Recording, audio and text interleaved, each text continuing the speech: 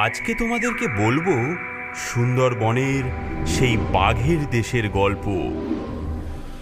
ঘন জঙ্গল, যেখানে সুন্দরী গড়ান আর হেতাল গাছের সারি এমনভাবে জড়িয়ে থাকে যে দিনের বেলাতেও সূর্যের আলো মাটিতে পৌঁছাতে ভয় পায়। গল্পটি দুটি ভাইকে নিয়ে, হাবলু আর গাবলু। ওরা বেরিয়েছিল মধু সংগ্রহ করতে, কিন্তু গাবলুর মাথায় ঘুরছিল অন্য মতলব। দাদা, আর কতক্ষণ এই নোনা জল ঘাটবো? এইসব চুনোপুটি খাড়ির ধারে কি আর ভালো মধু পাওয়া যায়? চলো ওই ঘন বনটার ভেতরে যাই। শুনেছিলাম ওখানকার পদ্ম ফুলের মধু খেলে নাকি 3 দিন ঢেকুর ওঠে। চুপ কর গাবলু, তোর কি প্রাণের ভয় ডর নেই? দেখছিস না বেলা পড়ে আসছে। এখনই বন বিবির নাম নিয়ে আমাদের ঘরে ফেরা উচিত। লোকে বলে এই হেতাল বনে নাকি ঝুমরি ডাইনি থাকে। আমার পেটে ছুঁচোয় ডন মারছে। চলো না ওই দ্বীপটায় নেমে দেখি, যদি দুটো মোটা সোটা কাঁকড়া পাই, ঝাল ঝাল করে রাঁধলে যা লাগবে না। হ্যাঁ, কাঁকড়া? তোর মাথায় এখন কাঁকড়া ঘুরছে? যদি ডাইনিটা এসে আমাদেরকেই কাঁকড়ার মতন করে চিবিয়ে খায়, ওরে বাবা রে। দ্বীপে নামতেই দুজনের চোখ চড়ক গাছ। গোটা দ্বীপটা ফাঁকা, শুধু মাঝখানে একটা ছোট্ট মাটির কুঁড়ে ঘর, কিন্তু তার চালটা খড় বা পাতার নয়, মনে হচ্ছে যেন হাজার হাজার মাছের কাঁটা দিয়ে বোনা। গাবলু, আমার কিন্তু প্যান্টটা ভেজা ভেজা বলে মনে হচ্ছে। চল ভাই, এক্ষুনি পালাই। এখানকার গন্ধটা ভালো না। মনে হচ্ছে যেন কেউ মাছের ঝোলের সাথে মোজা সেদ্ধ করছে। আহা, কি দারুণ গন্ধ! মনে হচ্ছে নতুন কোনো পাঁচমিশালি রান্না হচ্ছে। কাঁকড়া পোলাও হতে পারে। দিদা, ও দিদা, বাড়িতে কেউ আছেন? গাবলুর ডাক শেষ হওয়ার আগেই কুঁড়ে ঘরের ঝাঁপটা ক্যাঁচ করে খুলে গেল। ভেতর থেকে বেরিয়ে এলো এক বুড়ি। চুলগুলো পাকা পাটের দড়ির মতো, চামড়া কুচকে যেন শুকনো খেজুর। মুখে একটাও দাঁত নেই, কিন্তু মাড়িগুলো অসম্ভব লাল। ইনি হচ্ছেন ঝুমরি ডাইনি। কে রে তোরা?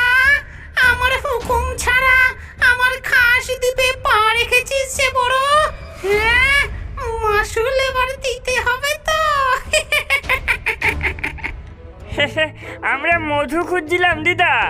আপনার বাড়ির গড়নটা তো ভারী অদ্ভুত, একেবারে খাঁটি জিনিস দিয়ে বানানো। ওই চালটা কি মাছের কাঁটা দিয়ে বানানো? কোন কারিগরের কাছ থেকে বানিয়েছেন? তোরা তো বেশ মজাদার ছোকরা দেখছি। বস বস, তোদের জন্যই তো কাঁকড়ার ঝোল চাপিয়েছি উনুনে। আয়, আমার হাতের রান্না খেয়ে যা, জীবনেও ভুলতে পারবি না। ঝুমরি ডাইনি দুটো মাটির থালায় ধোয়া ওঠা ভাত বেড়ে আনলো। হাবলু ভয়ে ভয়ে বসলেও গাবলু জিভ চাটতে চাটতে বসে পড়ল।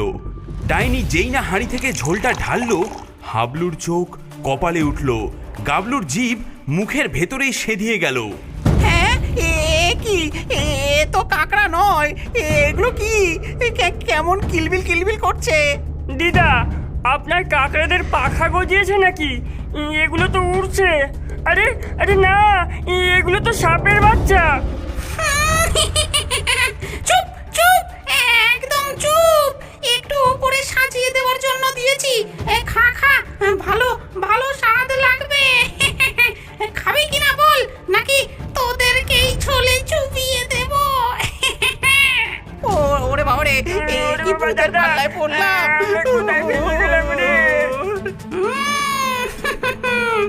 তবে তোদেরকে ছাড়তে পারি একটা শর্তে।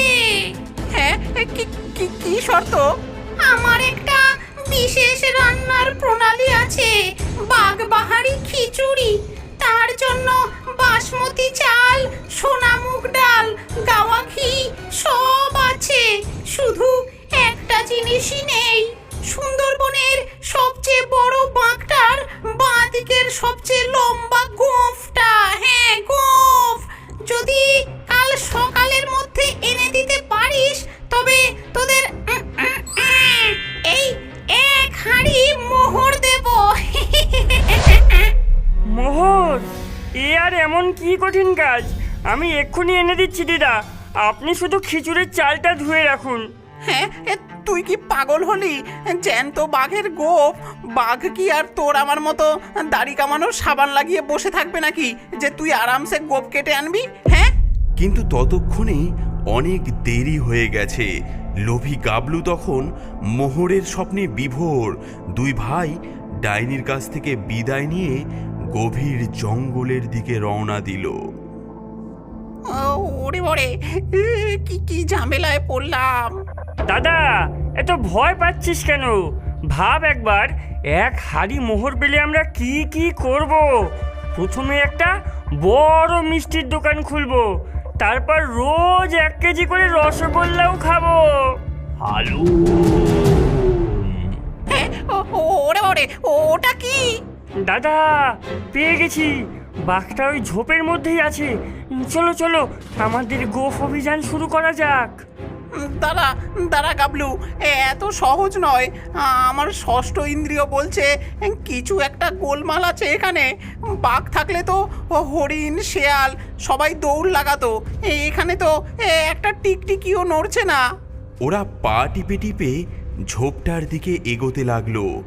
আবার একটা ডাক শোনা গেল, কিন্তু এবার ডাকটা কেমন যেন একটু ফ্যাঁস ফ্যাঁসে শোনালো, যেন কারো ঠান্ডা লেগেছে আর সে খুব কষ্ট করে গলা মোটা করে বাঘের নকল করছে। হালু, ঝোপের আড়ালে ওরা দেখল একটা রোগা তালপাতার সেপাইয়ের মতো ভূত উবু হয়ে বসে দুই হাতে চোঙা বানিয়ে বাঘের ডাক প্র্যাকটিস করছে। সে এতটাই মগ্ন ছিল যে ওদের দেখতেই পায়নি। দেখ, গলাটা একদম বসে গেছে। হালুম, না হচ্ছে না, ডাইনিমা শুনলে আজকেও বকবে। এ কি, আপনি কে মশাই? এখানে বসে বাঘের মতো এমন বেসুরো গান গাইছেন কেন? দূর, তোরা দেখে ফেললি, আমি ফটিক, মানে ফটিক বেগো। আরে বাবা, তালিম না করলে কি আর কাজে ধার থাকে? আমি হলাম এখানকার ভয় দেখানোর কারিগর। বেগো ভূত, মানে আপনাকে বাঘে, কিন্তু আপনি এখানে কি করছেন? আর বলো না ভাই, ওই ঝুমুর ডাইনিটা ধরেছে, বলেছে যদি 2টো করে জ্যান্ত মানুষকে ভুলিয়ে ভালিয়ে ওর কুড়ে ঘরের দিকে নিয়ে যেতে পারি, তাহলে নাকি আমার এই ভাঙা রেডিওর মতো গলাটা সারিয়ে দেবে।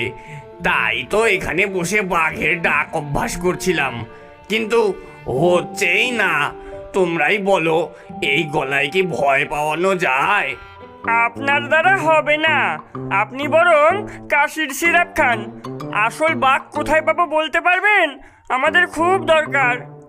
ওই দিকে যাও, বনের সবচেয়ে বড় বাঘ সেদু দাদা ওখানেই ঘুমায়। কিন্তু সাবধান, ওটা কিন্তু আমার মতো নকল মাল নয়, একেবারে আসল। তবে আজকের রাতটা ভালো না, ওই বাঘের পেছনেও ঝুমরি ডাইনির নজর পড়েছে, বেচারার সাধের গোফের ওপর। দুই ভাই কিছু দূর যেতেই দেখল একটা বিশাল ডোরাকাটা বাঘ একটা গাছের নিচে অঘোরে ঘুমোচ্ছে। তার নাক ডাকার শব্দে গাছের পাতা পর্যন্ত কাঁপছে। গাবলু একটা কাঁচি বের করে যেই না গোপ ধরে টান মারতে যাবে, ওফ, আবার এসেছিস? ফটিক বেগোটাই তোদের নিশ্চয়ই পাঠিয়েছে। হ্যাঁ, বললাম না আমার আর একটাও গোপ বাকি নেই। ওই ঝুমরি ডাইনিটা সব তুলে নিয়ে গিয়ে দাঁত খোঁচানোর কাঠি বানিয়ে ফেলেছে।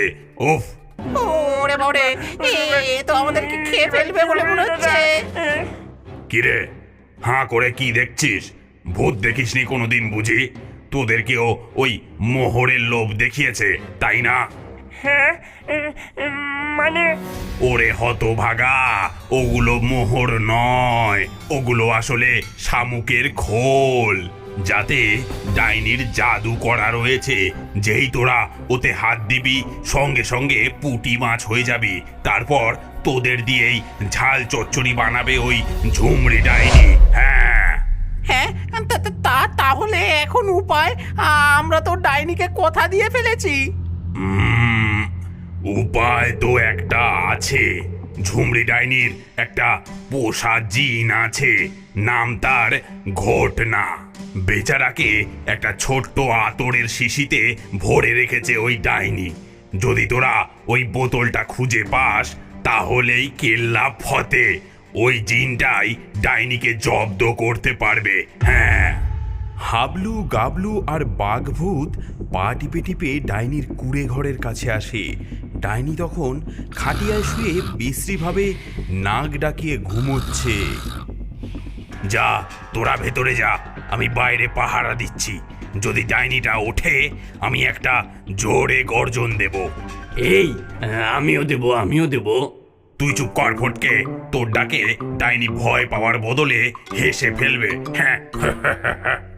হাবলু আর গাবলু দেখলো একটা তাকের ওপর ছোট্ট একটা আঁতরের শিশি রাখা, আর তার ভেতর থেকে গোঙানির আওয়াজ আসছে। হ্যাঁ, এই তো পেয়েছি। যা। কে কে কে রে? চোর চোর, আমার ঘোরটাকে নিয়ে যাবি? দাঁড়া দাঁড়া, তোদের দেখাচ্ছি মজা। ডাইনি তার ঝাঁটাটা নিয়ে তেড়ে আসতেই ঘটলো আরেক কাণ্ড। ভাঙা বোতল থেকে ধোয়ার কুণ্ডলি পাকিয়ে বেরিয়ে এলো এক তাল ঠেঙা জিন। উফ, কতদিন পর মুক্ত হলাম। মালিক, আপনি আমাকে মুক্ত করেছেন। বলুন, আপনার জন্য আমি কি করতে পারি? 3টে বর চাইতে পারেন, তবে প্রথমটা বিনামূল্যেই দেব। সবাই অবাক। জিনটা এখন আর ডাইনির গোলাম নেই, সে এখন গাবলুকে তার মালিক বলছে। আমি আসলে এই জঙ্গলের মোড়ে ঘটনা মিষ্টান্ন ভাণ্ডারের মালিক ছিলাম। আমার রসগোল্লার খুব নাম ডাকছিল। ওই ডাইনি একদিন আমার সব রসগোল্লা খেয়ে নিয়ে পয়সা না দিয়ে আমাকে জাদু করে এই বোতলে ভরে রেখেছিল। সে বলেছিল যে বোতলটা ভাঙবে আমি তারই গোলাম হয়ে যাব। ঘটনা, আমার প্রথম ইচ্ছে হলো এই খিটখিটে ডাইনিকে 100 বছরের জন্য ঘুম পাড়িয়ে দাও, যাতে ও আর কারো দোকানের মিষ্টি বাকি করে না খেতে পারে। ঘটনা একটা জোরে ফু দিল, আর ডাইনি গভীর ঘুমে অচেতন হয়ে গেল। আর আমার দ্বিতীয় ইচ্ছা, আমাদের জন্য এক্ষুনি 1 হাঁড়ি গরম গরম ধোয়া ওঠা রসে টই টুম্বুর রসগোল্লা এনে দাও। সঙ্গে সঙ্গে সামনে 1 হাঁড়ি গরম রসগোল্লা হাজির। সেদিন রাতে সুন্দরবনের ইতিহাসে এক নতুন অধ্যায়ের সূচনা হলো। হাবলু, গাবলু, আরামপ্রিয় বাঘভূত, বেসুরো গায়ক ফটিক বেঘো আর মিষ্টিওয়ালা জিন ঘটনা মিলে পেট পুড়ে রসগোল্লা খেলো। আহ, শান্তি কি! আহা, ফটকে, দেখলি তো আমরা ভূতেরা একজোট হলে ডাইনিও হেরে যায়। হ্যাঁ দাদা, তবে বাঘের ডাকের তালিমটা এখন তোমার কাছেই নিতে হবে।